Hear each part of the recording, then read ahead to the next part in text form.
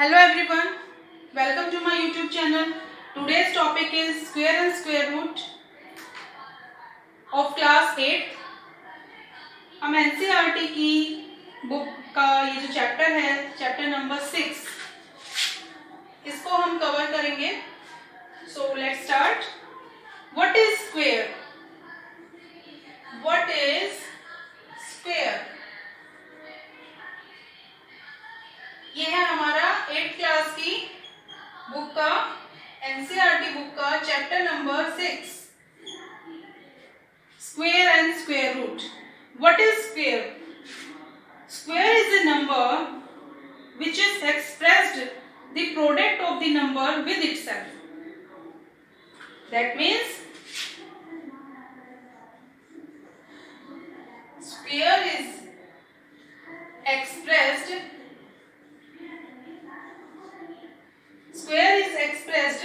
as the product of the number with itself.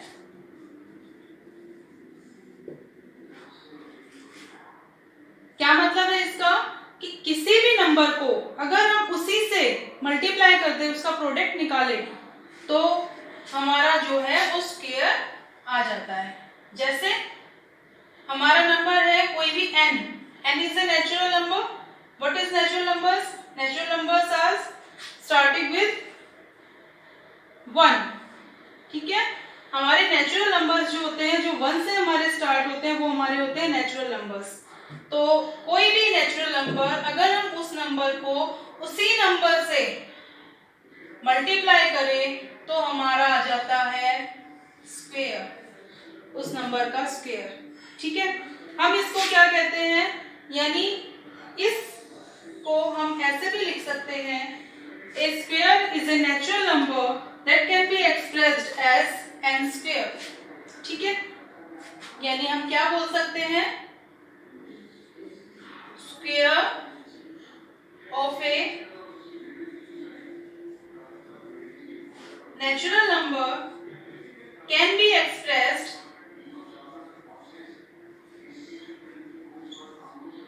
as n square. n is a natural number.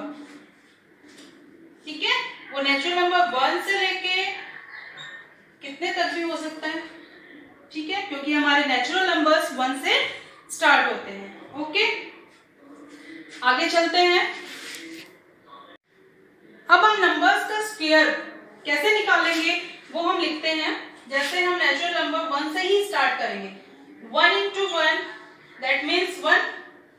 इसको हम क्या लिख सकते हैं, 1 का स्क्वायर 1 हो गया.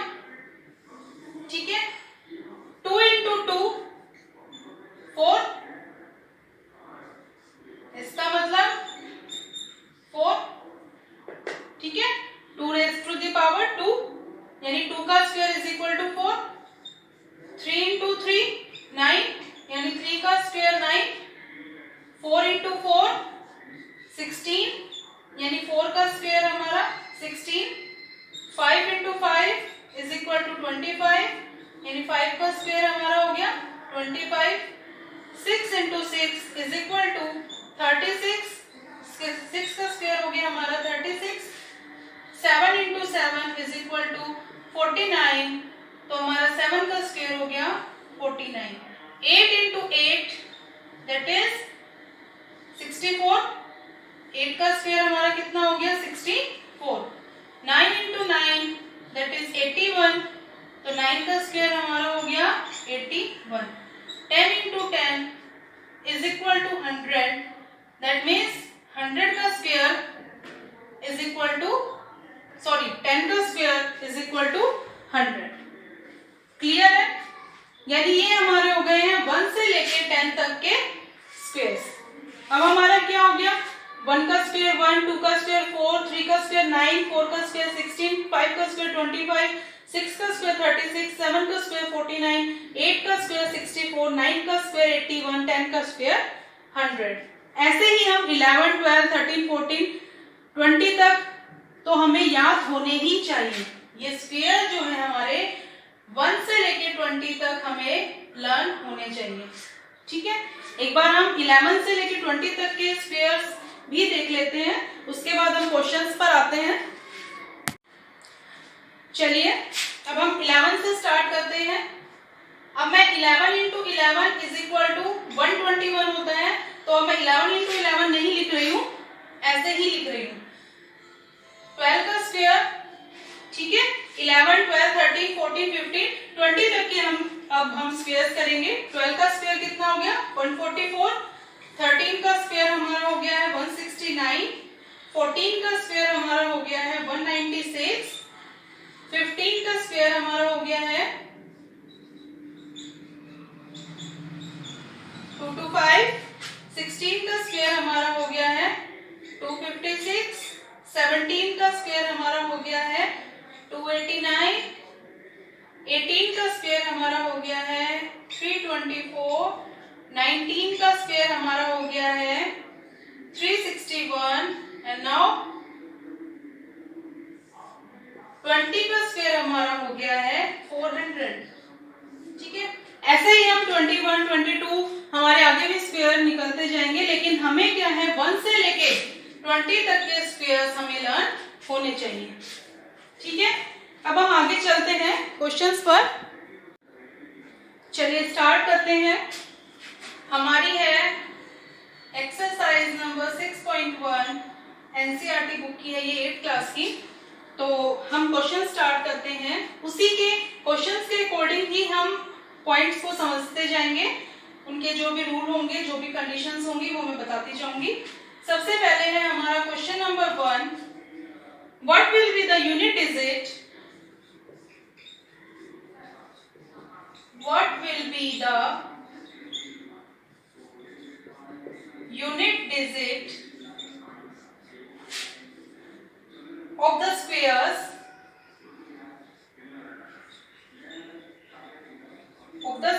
of the following?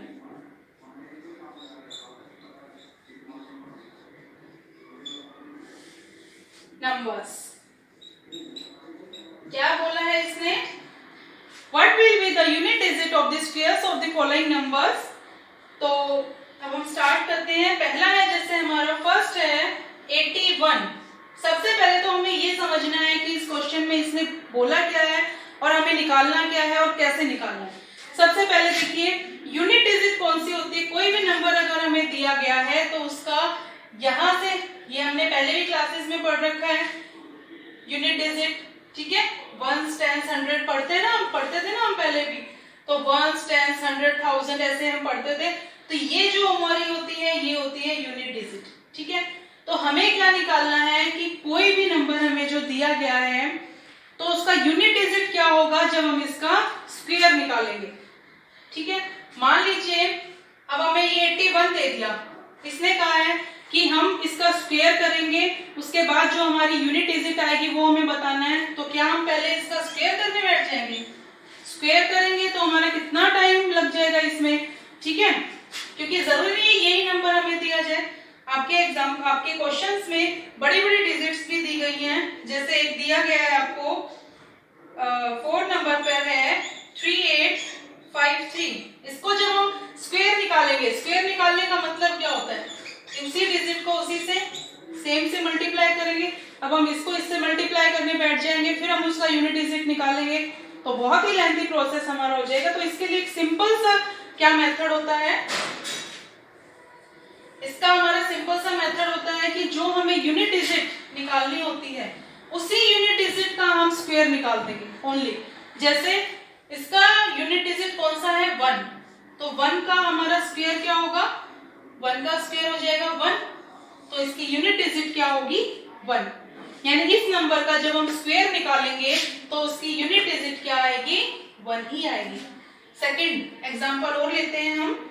अगर हमारा दिया गया है 272, इसका हमें स्क्वायर निकालने के बाद जो यूनिट डिजिट आएगी वो हमें निकालनी है, तो हम ओनली यूनिट डिजिट को ही लेंगे। यूनिट डिजिट इसमें क्या है 2, इसका ही स्क्वायर रूट स्क्वायर हम निकालेंगे, तो स्क्वायर इसका आ जाएगा कितना 4। तो हमारी यूनिट डिजिट इस नंबर का स्क्वायर करने के बाद जो हमारी यूनिट डिजिट आएगी वो आएगी 4। This is the answer. ठीक है, क्लियर है। थर्ड लेके चलते हैं हम 799। अब हमें इसका स्क्वायर करने के बाद इसकी जो यूनिट डिजिट आएगी वो हमें निकालनी है। तो इसके लिए हम क्या करेंगे, सेम प्रोसेस, यूनिट डिजिट हम ले लेंगे, दैट इज 9। 9 का स्क्वायर हम निकालेंगे। 9 का स्क्वायर कितना हो गया, 81। इस 81 में यूनिट डिजिट कौन सी हो गई, 1। तो हमारी यूनिट डिजिट क्या आ जाएगी, 1, जब हम इस नंबर का स्क्वायर निकालेंगे। सिंपल। आगे देखते हैं, चलिए इसका नेक्स्ट पार्ट करते हैं। नेक्स्ट पार्ट है हमारा 6th पार्ट, 2, 6, 3, 8, 7। ठीक है, सेम वही कि हमें इस नंबर का स्क्वायर करने के बाद जो हमारी यूनिट डिजिट आएगी वो हमें लिखनी है। तो इसका जो यूनिट डिजिट है इसकी वही हम ले लेंगे। इसकी यूनिट डिजिट कितनी है, 7। 7 का स्क्वायर हम निकालेंगे, दिस इज 49। 49 का यूनिट प्लेस कौन सी है, यूनिट डिजिट, तो क्या आ जाएगा, 9। 9 इज द आंसर। ठीक है, अब मैंने इसके सारे पार्ट्स नहीं किए हैं, तो इसी प्रोसेस से, इसी मेथड से आप लोग सारे पार्ट्स इसके कर सकते हैं। अब हम नेक्स्ट क्वेश्चन पर चलते हैं। नेक्स्ट टॉपिक है हमारा perfect square. What is perfect square, और हम कैसे आइडेंटिफाई करेंगे कि ये नंबर परफेक्ट स्क्वायर है या नहीं है, उसकी कंडीशंस क्या हैं, वो हम आगे देखते हैं। चलिए, अब हमारा नेक्स्ट टॉपिक है perfect square.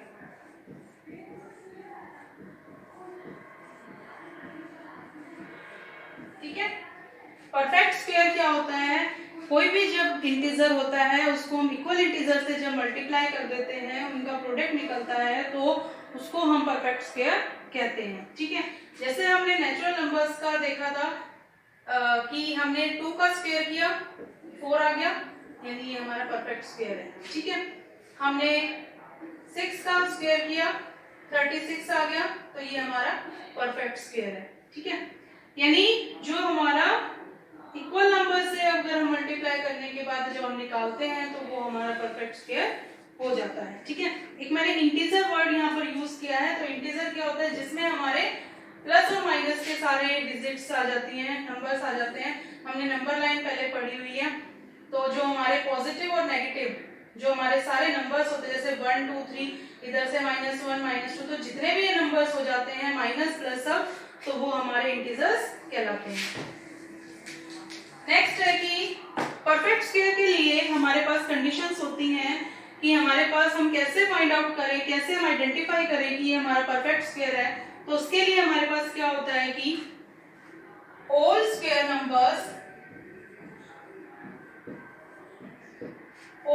numbers end with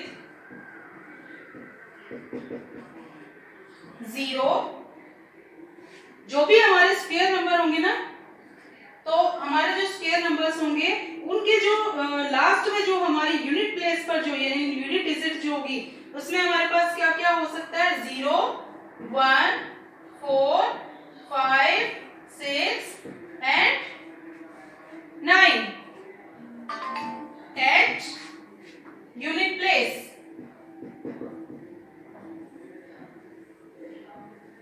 clear है, यानी all square numbers end with 0, 1, 4, 5, 6 and 9 at unit place।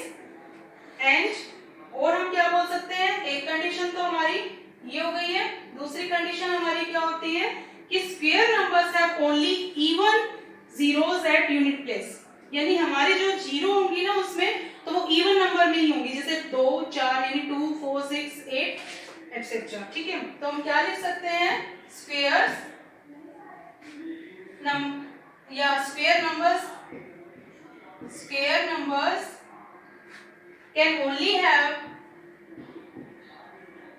can only have even number of zeros at the end। at the end का मीन्स स्क्वायर, जब जो हमारा square number होता है उसके last में जो हमारी यूनिट प्लेस पर जो होती है उसमें जो जीरो आती हैं वो हमारी इवन टाइम्स होनी चाहिए। यानी दो कंडीशंस हमारी हो गई हैं, एक तो जो स्क्वायर नंबर होगा उसके लास्ट में 0, 1, 4, 5, 6, 9 होना चाहिए या हो सकता है, और दूसरा हमारी कंडीशन क्या है कि जीरो जो होती है वो इवन टाइम्स ही होंगी। अगर ओड टाइम्स वो आ जाती हैं 3 7 9, तो वो हमारा परफेक्ट स्क्वायर नहीं होगा। ठीक है, अब हम क्वेश्चंस देखते हैं। यानी इसको हम कंबाइंड फॉर्म में ये बोल सकते हैं कि द स्क्वायर ऑफ नंबर्स में and with any one of the digit 0 1 4 5 6 9 and also a perfect square has even number of zeros at the end of it। ठीक है, क्लियर है। अब हमारे पास क्या है कि क्वेश्चंस हम देखते हैं। क्वेश्चन नंबर 2 है हमारा, इसमें the following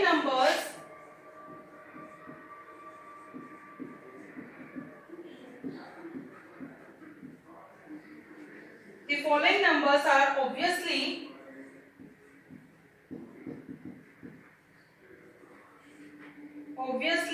not perfect square,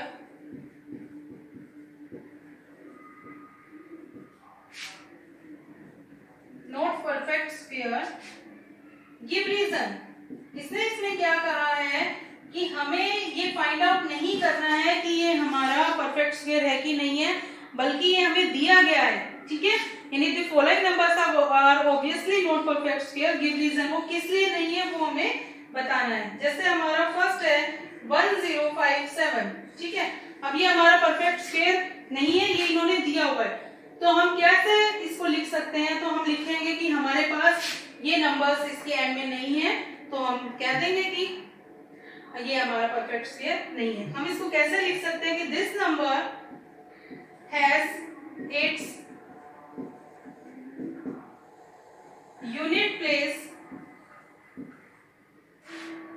digit as 7, so it can't be या it cannot be a perfect square। Clear है? क्या लिखा? This number has its unit place digit as 7, it cannot be a perfect square। ठीक है, अब हम बाकी जो हमारे पॉइंट्स हैं उसको भी हम ऐसे ही करेंगे। अब जैसे हमारा सेकंड पार्ट है 2 3 4 5 3। ठीक है, वही हमारा लास्ट में 3 यूनिट प्लेस पर, तो 3 हमारा परफेक्ट स्क्वायर में नहीं आता है लास्ट में, तो ये भी हमारा परफेक्ट स्क्वायर नहीं है। तो हम वैसे ही इसमें लिख देंगे कि this number has its unit place digit as 3, so it can not be a perfect square. Clear है? ठीक है, अब एक चीज और देखते हैं। देखिए, अगर हमारे पास, अब ये तो हमें क्वेश्चन नंबर इसमें दे दिया है, आप लोग इसको अब आप कर सकते हैं बाकी पार्ट्स भी। एक चीज देखते हैं कि अगर हमें कोई पेपर में या एग्जाम में जैसे भी हमें ये फाइंड आउट करना है कि हमारा ये नंबर परफेक्ट स्क्वायर है कि नहीं है, और हमें ये दे दिया गया।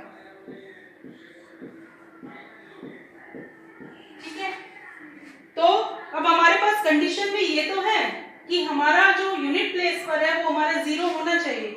ठीक है, तो ये देखते हुए हम ये सोचेंगे कि ये परफेक्ट स्क्वायर है, बट हमारी 0 के लिए एक कंडीशन और क्या है कि जो 0 होती है वो इसमें इवन टाइम्स होनी चाहिए।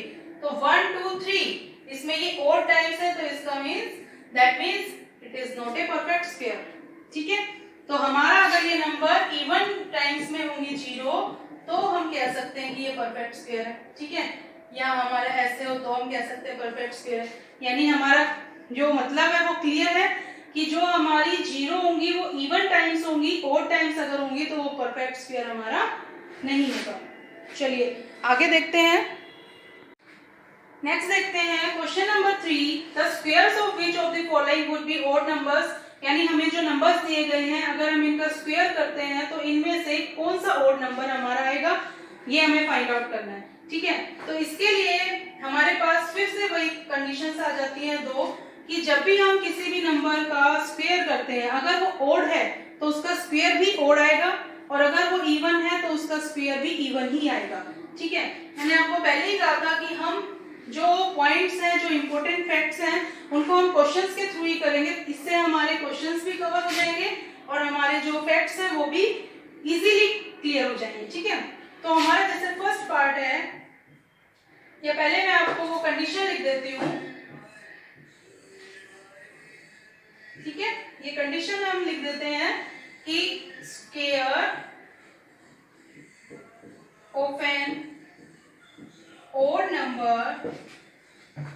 is odd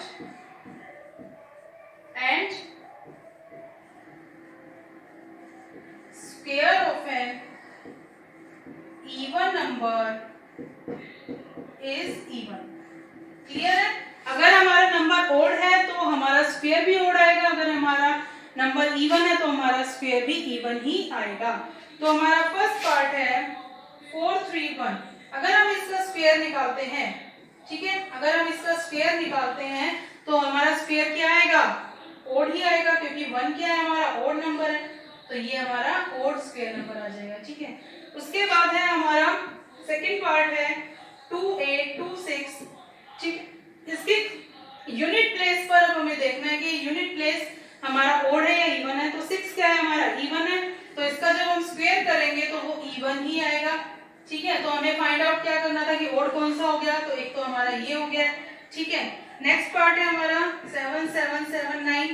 इसका जो यूनिट प्लेस है, ठीक है, यूनिट डिजिट है जो हमारी, उसमें क्या होगा? 9 है, तो ये ओड है, तो इसका जो स्क्वायर आएगा वो भी हमारा ओड आएगा।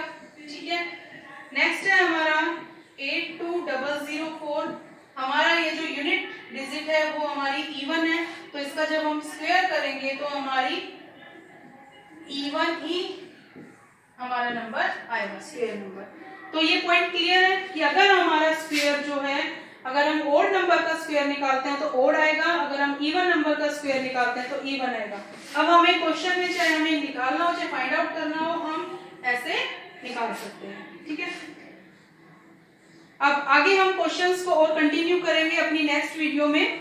तो अगर मेरी ये वीडियो आपको पसंद आई हो तो इसे लाइक कीजिए, शेयर कीजिए और मेरे चैनल को सब्सक्राइब कीजिए। Thank you for watching.